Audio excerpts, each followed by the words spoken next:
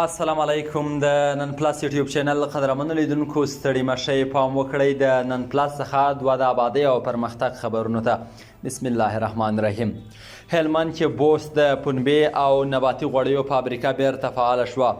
د هلمند په مرکز لښکرګاه کې د هلمند بوست پنبې او نباتي غوړیو فابریکې یو ځل بیا په فعالیت پیل وکړ. دغه فابریکه د یو شمېر حکومتي چارواکو په حضور کې پرانیستل شوه. د یادې فابریکې د پرانیستې پر مهال د اقتصاد سرپرست وزیر وویل په هیواد کې ځینې حیاتي فابریکې چې له فعالیته لوېدلې وې بیرته فعالې او رغول شوې دي. نوموړي ویلي د بوست نباتي غوړیو فابریکه چې ځینې برخې یې په تیر کې د نه پاملرنې له امله له فعالیته لوېدلې وې بیرته رغول شوې دي. د اقتصاد سرپرست وزیر ویلي چې په یاده فابریکه کې په ګڼو کسانو ته د کار زمینه برابره شي او په ښه کیفیت به تولیدات ولري. او په یو بل خبر کې اورئ جوزجان کې لسګونه داخلي بې ځایه شویو ته سرپناه جوړیږي.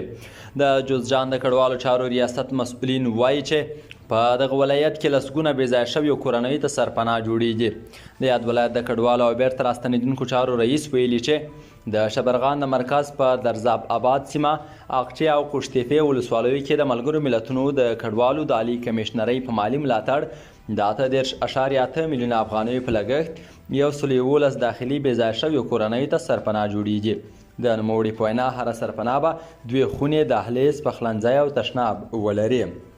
د نن پلس یوټیوب چینل قدرمنو لیدونکو له نن پلس څخه مو دوه تازه د آبادۍ او پرمختګ خبرونه همدومره وو. که غواړئ چې د نړۍ له تازه خبرونو او احواله له هر چا وړاندې پر وخت او دقیق باخبر شئ نو د نن پلس یوټیوب چینل در سره سبسکرایب او وڅارئ. تر بیا مو په پاک او مهربانه څښتن ته لاس سپارم. هر چیرې چې یاست ښه د آباد ژوند ولرئ. ښه وختونه او ښې شېبې.